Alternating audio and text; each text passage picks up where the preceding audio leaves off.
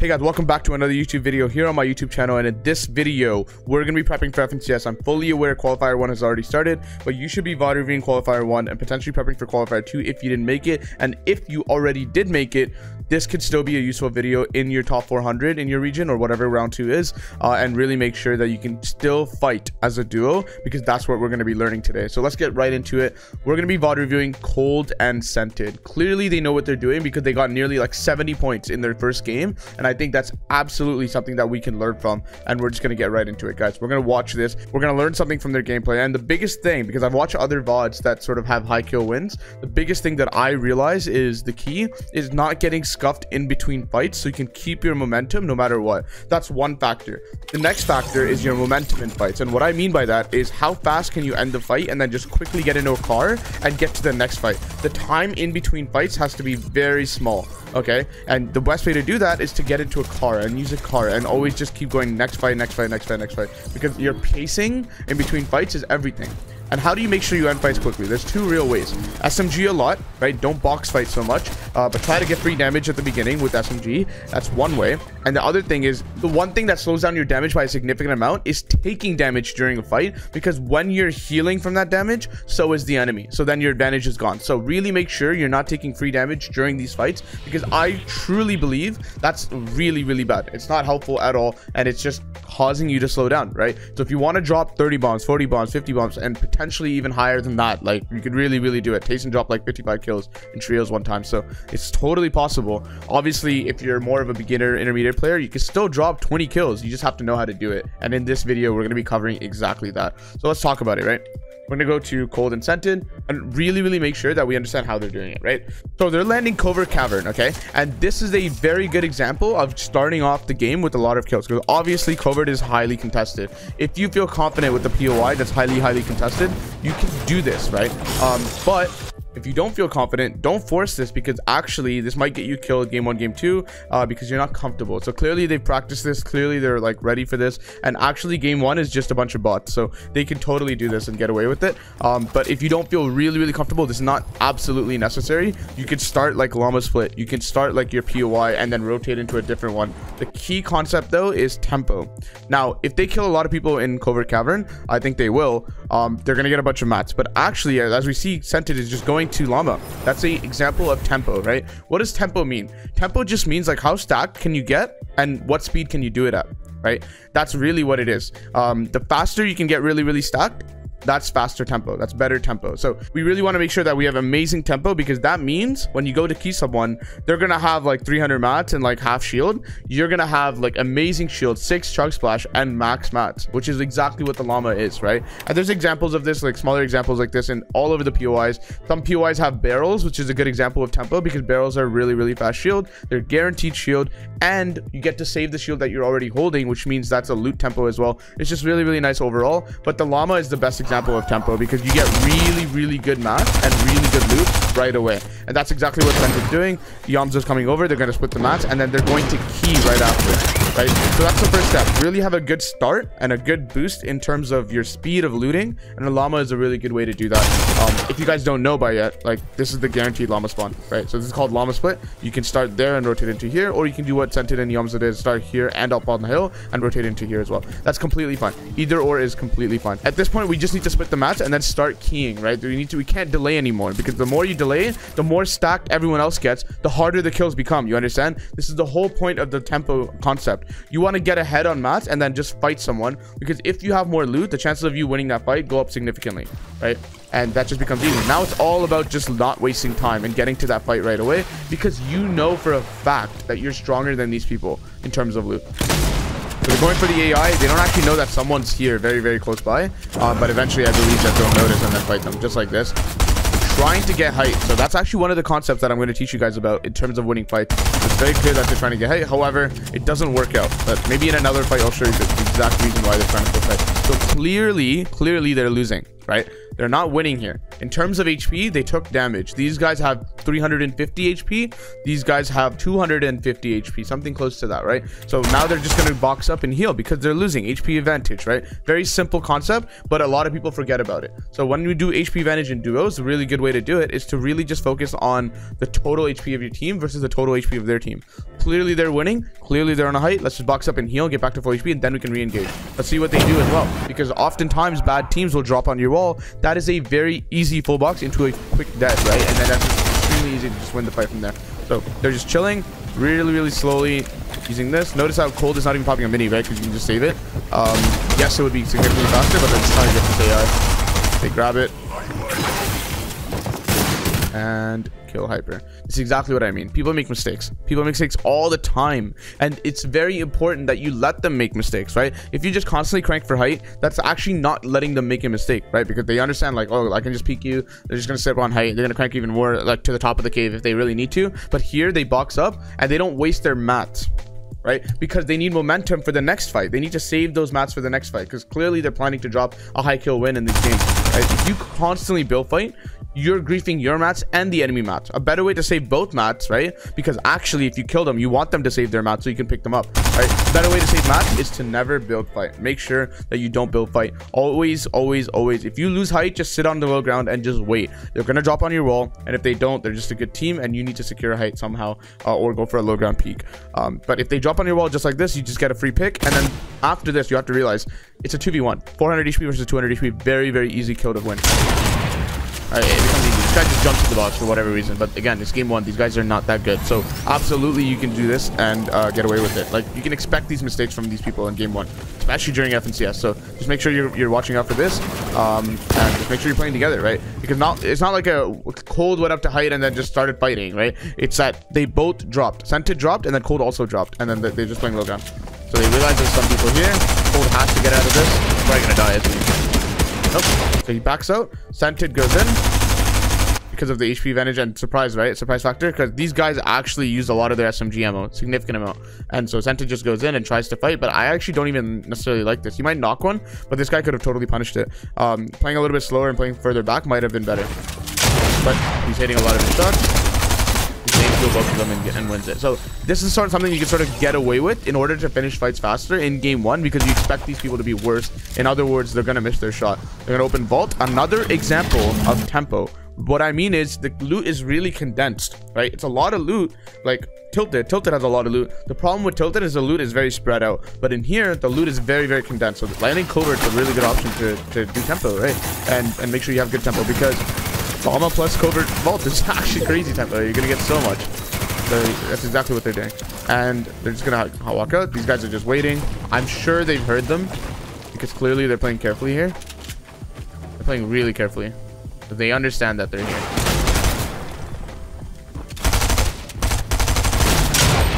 Hit him 96. He understood that the stair was phasing, so he went for the shot.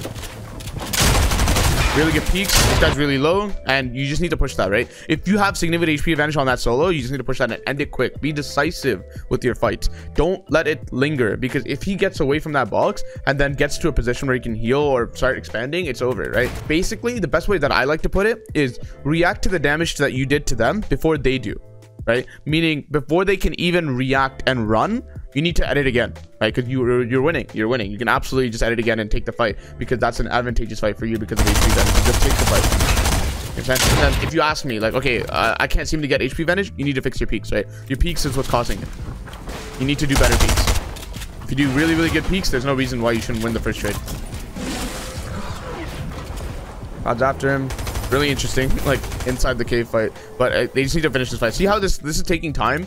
If they push this a little bit faster on the second kid and were more decisive, I think this would not take as much time, but obviously this will. This guy's really trapped in here,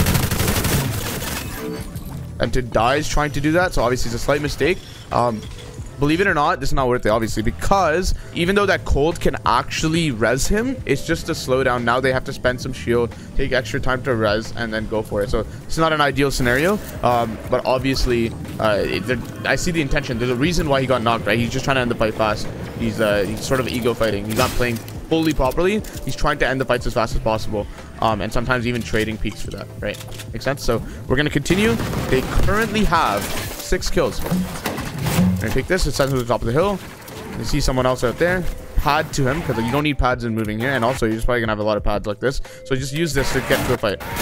Sentinel lands in front of him, beams him. He gets beamed in return, but does a lot of damage and instantly knocks someone. So notice how they land in front, right? They land in front because they want to just fight. One of these guys in the car can't shoot. It's 2v1 in terms of guns, right? So if you just land in front together like that and shoot, you should actually win the trade. At least, right? And this guy just ends up dying, so there is that. So now they're going to use the car, potentially chase that guy, but I don't think they'll be able to get it all the way through. Okay, this guy Cold is actually getting there, so Cold is actually going to be able to get this kill. It's a 1v1, and obviously Cold is pretty confident in the fact that he's going to be able to win this fight. It's just a 1v1 against someone that, you know, Cold is a good fighter. He can absolutely win this fight. Except for some small examples, I want you to notice that, like, they're not taking that much damage, right? And how are they doing that? They're just peeking everything properly and making sure they take good angles. This obviously is not a good peek, but you can pay attention to the enemy. So let's slow this part down. Now, let me show you why they did wide edit. Several reasons, right? First of all, he wants to take the trade. It's okay if he gets hit in general because he's about to get the kill. Why is he about to get the kill? HP advantage. So when you have significant HP advantage like this, guy's 1 HP, at that point, it genuinely doesn't matter what you do. All you need to do is just take the fight, right? Just take the fight, you'll win.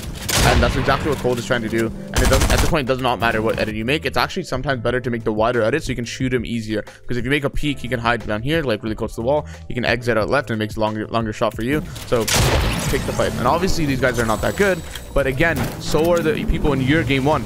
So why are you not dropping 40 bombs, right? This is the reason why you're not doing it. It's momentum, tempo off spawn. Because if you don't land Llama or land Covert Cavern, you're not going to have good tempo. And obviously, there's other examples across the map of good tempo, of barrels, of condensed loot. But Covert Cavern and Llama seems to be the best example of it. All right, see another duo.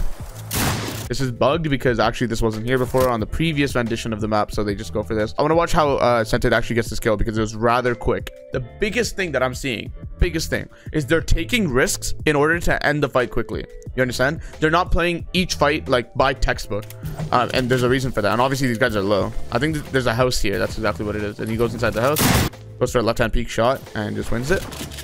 And then 2v1 decides editing. You can see the pencil right here.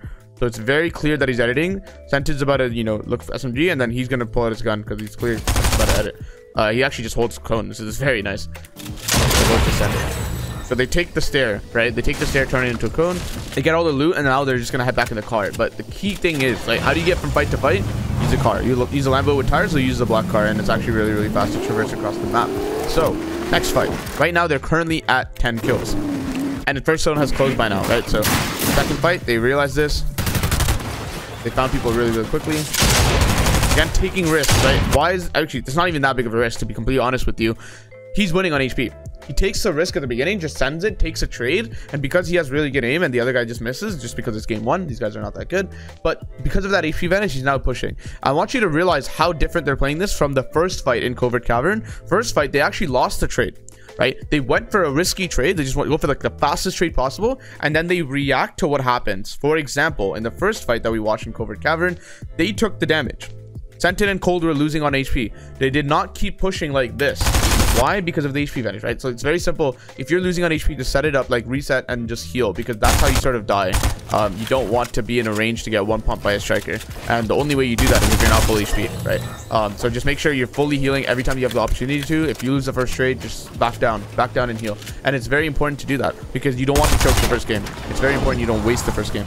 They have really, really good momentum here. They're just going to continue and continue queuing here at this point. So keep watching. Find another fight. I don't know if they hear. They probably hear the healing. Yeah, they hear the healing. Surely with visual audio. Again, they're gonna open it up. The legs. See how risky he's playing? Why? Because he wants to end the fight, right? You can't play textbook in game 1. You almost have to assume. You almost have the ego fight. As long as you do it properly with your duo, it should be okay, right? And Sented's taking the risk of getting knocked. Yes, he has good aim and he's going to win the fight anyways, but he understands there is a risk of him getting knocked. Why? Why is he doing that? He wants to end the fight quickly. It's better to do that, honestly. And if he even gets knocked, right, as long as he doesn't get finished, Cold is going to follow up immediately and finish the fight anyways, right? You literally see how they're just jumping in, and obviously this requires a little bit of good aim, but it's a little bit fast-paced, right? It's very, very fast-paced, and you're trying to value the time in each fight over your risk, over your health. In other team, how do they approach this fight? Hunter lands on height, Cold lands on the outside, and he pumps this guy for 100, and Santa's gonna go after the other guy. They're just taking their ones at this point, and Cold quickly kills the other guy with some decent piece control, and it's very, very simple from there. So like, what are we learning, right? What are the takeaways? What are the actionable things that we can take from this VOD review? Two main things, okay? It's very, very simple. Insane tempo off spawn, like Covert, Cavern, Llama. You can do one or the other. You can do both, which is essentially what they did. And just make sure you get a good jump start off spawn, right? Usually a POI will actually take pretty long to loot. Like someplace like Condo, honestly, will take some time, right? So just land somewhere really, really insane like this. And I think that you'll get a lot of tempo off of that. Second thing, they're taking risks like this one in order to finish the fights quickly, because the faster you finish the fight, the less risk of third party. But the bigger reason is they just want to get to the next fight. That's how they fit so many kills in, right? And I want you to also understand something. Let me just pull up Notepad real quick. 30 to 1. What is this? And then what is this? This is solos, right? The placement ratio to kills. And this is duos. Now, everyone thinks this is not that big of a difference, right? It's like, oh, 5 points difference for the win. This is actually a huge difference, because in duos, you don't think of it as one kill point, right? You need to think of how many points are there per team kill, because it's only fair. It's 2v2, right? It's like, you have to assume that once you get one kill, the other kill is really free. It's 2v1, right? It's very, very free. So every time you get a kill, you're actually getting like 2 points, right? Because you're killing the other guy as well. Like, it's pretty easy to kill the other guy. So actually, this is not 25 to 1. It's 25 to 2. And if you sort of reduce this to a decimal, oh, you shouldn't actually do this ratio, but you understand, just to compare this with this, you see the huge difference. Duos is very much kill oriented, especially in round 2. I believe round 2 is something like this, which is crazy kill favored, because like actually if we sort of do the duo concept again, 2v2, this is like this, right? So this is crazy, right? So you have to understand, dropping high kill wins game 1 is actually very good. This is how you qual in duos. In solos is not that big of a deal, because it's only 1 point. You can still do it, but you don't have to. You can totally qual without doing it. You could drop like 5 kills or 0 kills or 2 kills. Hydro dropped like 4 kills in his game 1, and he won his first 3 games, and he just qualled. Like, it's fine. You don't have to. But in duos, I really believe keying game 1 and doing it properly is a huge factor to qualling, because if you're that big of a head start, you literally need like 2 more good end games and you qualled within 3 games. Like, you can actually do that because the kills are so heavy, right? Like, you have to think about it. Like they already killed this guy's teammate. It's very easy to kill this guy now, 2v1. Very, very easy. Cole just jumps in, and obviously again, they're bad. They're not ideal like fighters for these guys. Like, these guys can just kill them really quickly. But why are they able to kill them really quickly? Solid new combination of aim, peaks, understanding HP advantage, and understanding awareness, right? So reading your opponent, seeing blueprint in his hands, jumping in, seeing that he's not looking at you, jumping in, and sometimes even when he's looking at you, jumping in, because you just want to end the fight quickly, right? Because you value that more than anything. You're almost gambling with the fact that he's gonna miss his shot. You understand? So play confident. Obviously you need the aim to support it, but I don't think so that much, honestly. If you just play it a little bit together and use 2 guns in every situation, and sort of value finishing the fights fast, right? So how do they start this fight? They always start with a lead, right? What's the lead? They got this guy low. They're gonna really follow up and just try to finish this fight, and they're taking fights on edge a little bit just to make sure that they don't get third partied that often. If you literally take fights here, I think you actually get third partied significantly more. So just honestly, just go towards the edge, go towards people that are coming in, and I feel like that's better than fighting towards the middle. And very important, try not to fight near buildings. Why? You actually will discover something. Like, these guys will just run inside the buildings. Now they have insane natural cover. You don't want that. Insane natural cover, right? So just forget this. Like, don't key this. Key out in the open, because every time they build like 3-4 boxes, it's weak, right? And you can just spray them just like this. It's very easy to follow through with any damage that you get somewhere out here. You should just help teammate. That guy's really deep, so once he's trying to, he should reload and then take the fight. They're both just taking their ones. See how he just wants to trade? Just trade, see what happens. In this case, Scented won the trade, so he's gonna continue to fight. Like, you won HP advantage on that trade. Why? How do you know, right? How do you know this? You have 2 pieces of information: the number you hit him and your HP bar, right? So you need to see how much you got hit by. So let's watch this again, because it's very obvious why Scented jumped in. A lot of it is the assumption that the other guy's gonna troll and not be that good, but most of it, honestly, is just forcing a trade, see what happens, and react to it accordingly, because that just forces like a really good fight in most cases. And if you lose the trade, just heal, right? And then your teammate's gonna come along and finish the fight. Their teammate has HP advantage on the enemy because you went for a trade. Right, so actually, let's go back further, because I really want you guys to understand this, because this concept is how you drop high kill wins. Just take any trade. And he's just crosshairing, which usually isn't a good habit, because actually, if the enemy peeks it properly, your crosshair will not be like that good, right? So he's assuming that the enemy's not going to do a good peek, and then just crosshairs. Tries to take any trade, like right here. Boom, 122. And then this guy's going to shoot back. Obviously, he made a horrible edit, horrible edit, but he's going to shoot back. Scented tries to block the shot, but still gets hit anyways. But we know for a fact Scented won the trade. Why? He got hit 72, and Scented hit him 120, something around there. Clearly won the trade. So now let's take the fight. Right, pretty simple. Take any fight. That's a really nice phase through, and to grab the wall in between, which was empty, not taking wall. And it's very simple. Just take any fight after that, you'll win. Sented also keeps track of the fact that the enemy missed that second shot. Like, after he went deep, the enemy tries to shoot the shotgun shot, he completely missed. So you're tracking that, right? You should react to what happens in real time, right, during fights. Right, so like if you get hit there, you can sort of back out, but honestly I think Sented still wins. So again, minimize the time in between fights, right? As soon as you finish a fight, loot really quickly and just move on. Go. It needs to be like that, right? Because the faster you get to people, the less loot they'll have, the less stacked they'll be. And obviously these guys are pretty stacked because they farmed the entire game. But again, Cold is just taking any trade, and it just works out because these guys are not that good. So you'll often win the trades if you're a decent fighter, and then after that it becomes very simple to sort of win. Why is Cold standing up here? He doesn't want to get caught, right? So he's standing on the top. So when you stand on the top like this, if they cone you, you just phase up. So I'm sure you guys know that. Afterwards, just jumps in, takes any trade, and it's okay to 50-50 here because Cold is right there to follow up. So it's completely fine. Let's continue. So there's a big gap here, right? We'll skip forward and watch the next fight. Yeah, you don't key this team. You just wait. Zone's most likely not going to pull on Coney. Coney's so edged, right? So just dip this team, and go take a fight actually out here. This is a good fight. Like, so if you're scared of third parties from these guys, you just go play on this side so they can't get their party. Maybe block off Coney as well. Just don't take fights here. This could be a good key too, but it's kind of hard. He's the solo hiding in an attic. This is a really good key, right? Just 3 boxes. How many boxes do you think a building is? Even though if they don't have edit privileges, it's not an ideal fight because they can just hide for a long time, right? So fighting in a POI, I don't think so. It takes too long. Right, so they should honestly just go for different stuff, in my personal opinion. And I think they'd still end up getting kills, but if these guys are any good, I think it just ends up taking longer.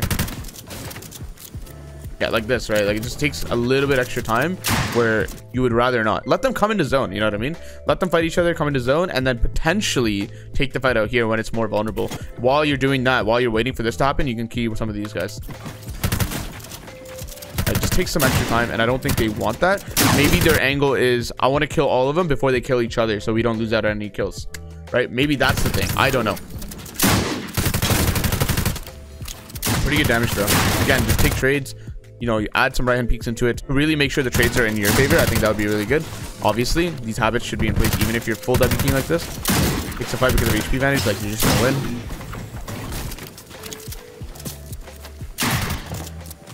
They're just winning that because of the spray earlier. So they actually killed him pretty quickly, even though there's buildings around. Not bad.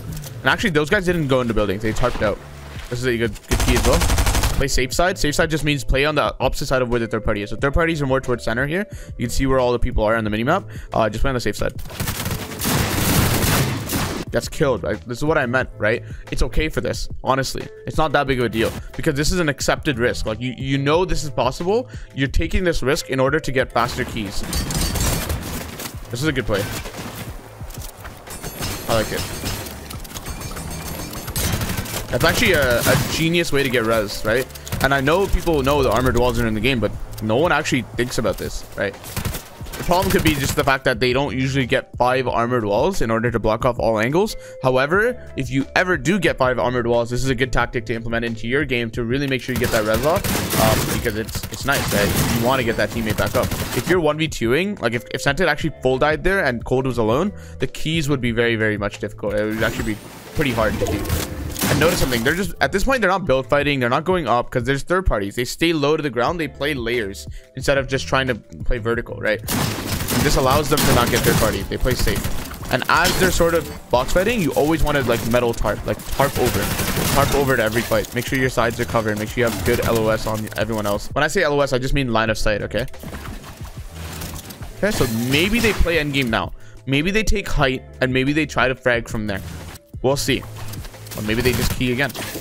I think the best angle is to like play endgame properly, but you can box fight people like this, right? Because it's not that stacked of a game. You're not that worried about third parties. And also, they're on the front side right here, so no one's behind them. Like no one's out here. So they just went all the way ahead. I like it. Yep. He's a solo. His teammate ditched him. Pretty simple, guys. The biggest thing that we should learn is exactly what I said before, right? Tempo off spawn. Make a good start, and then take fights. Take fights and just minimize the time in between fights. The ways you can do that is car. The ways you can do that is take a trade, react to what happens. Usually if you win, you just want to keep pushing. If you lose, like in the first fight, slow down, back up, heal, and then reset, try again. Right? The biggest problem as to why people can't key, as to why they lose, is mainly 2 reasons. The fight takes too long, so third party comes along, right? This is a battle royale. It's not a 2v2 wager or anything. Like, the other people are in the lobby. You don't want the fight to be extremely long. And then very key thing, react to the trade that you do. If someone hits you harder than you hit them, slow down, heal. Actually heal. If you get knocked, it slows down the fight really hard, and eventually it will slow down the game really hard. Right? You don't want to get scuffed as a result of any fight, and the best way to do that is to finish it fast. Because if it takes long, it's not just the third party factor, right? You guys are using mats and they're using mats. So when you end up killing them, they don't drop as many mats because they've used all of them. The way to really make sure that you constantly have mats, right, is to finish the fights quickly, because then you're going to be using their unused mats because you finished it so quick that they didn't have time to waste them all, you know what I mean? So just understand that, just force a trade, take risks in game 1. You should know that you're better than people in game 1. At the same time, you should also be self-aware. What I mean by self-aware is just understand that if you're not a good fighter, that's okay. Just try to get like a 10 kill win, like 5 kill win. It's completely fine, right? Don't try to force something and try to do something that you're not, right? But I think these guys in game 1 are not that good. As long as you follow this methodology of scented and cold in terms of fighting, in terms of keying in game 1, I think you guys will do good too, right? It's pretty simple. It's not that complicated, right? The execution is probably the hard part, but I think a lot of people actually fail on the theory as well. They'll take a hit, they'll get hit 150 and then continue trading when they clearly should run or reset or heal, right? Like, there's no point. I'm telling you, when I'm being serious when I say this.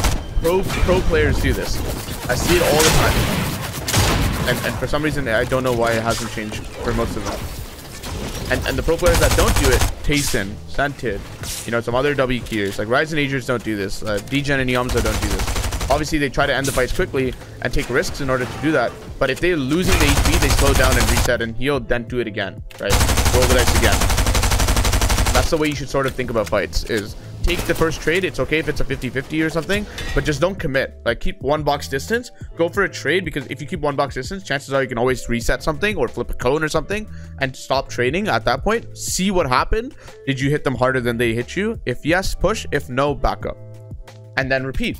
After you heal, repeat if it's a no, right? And then that way you finish the fight quickly. You conserve mats both on your team and the team you're about to kill, which guarantees you're going to be 5-5-5 for the next fight. You have a card to transition in between each zone, and you have really good tempo off spawn to make sure that you have a really good start and you drop a lot of kills in this section of the game right here. And that allows you, right, to get a really nice start and be 5-5-5 constantly. Over Cavern and Llama combo is a great way to do this, but at the same time, there's other places that you can do this. Chonkers is a good example. Why is Chonkers good? Because there's insane amount of chuck flashes and actually really fast metal. If you farm the edges on the roof, it's like +6 or +7, so it's really fast metal. And you have a Lambo with tires. Those are probably the top 2 of tempo. Be self-aware. If you're not a completely good fragger, learn this, but don't replicate it now, because there's only 1 or 2 days FNCS today, if anything, and just really make sure that you focus up on the important thing, which is playing consistent, right? If you feel like you have the ability to do what Scented and Cold do, you don't need to worry about it. Just follow their methodology. Look what they do. Watch this video. Watch it again and really absorb what they're doing. And I sort of summarized it before, right? Let's summarize it one more time. Tempo off spawn. Minimize time in between fights. Minimize time in fights so that you maintain 5-5-5, because when you kill them, they keep their mats. And the way you do that is by trading. Like, even like a bad peak, just force the trade, force any trade, a pump shot, keep 1 box distance when you do it, so they can't just jump in and they're not committed to it, because after you do the trade, you need like a second to really see what happened, right? And then if it's a bad trade, like they win the trade, then you need to back up. And then if it's a good trade, do what Senti does and just jump in, right? Just jump in and make sure you follow up on it. Really drill that in your head, and I promise you'll drop 20, 30, 40 kills in your game 1, and potentially even use this concept for future games, even with better players, because that's actually how you finish fights quickly. And what's most important is not whether or not what's most important in high kill games and in just fragging in general is not actually whether or not you get the kill. Seriously, that's not the most important thing. The most important thing is how good is your loot after the kill, because that determines how well you do in the game. Like, for example, off spawn, if you die, you just re-queue. But if you kill them quickly, you're not scuffed. If you take 3-4 minutes to kill someone off spawn, is it worth it? No, you're behind for the rest of the game in terms of economy. It's not worth it at all. Understand that, guys. Absorb all this information, and I hope you guys enjoy and do well in the FNCS. Good luck, and I'll see you guys in the next video. Peace.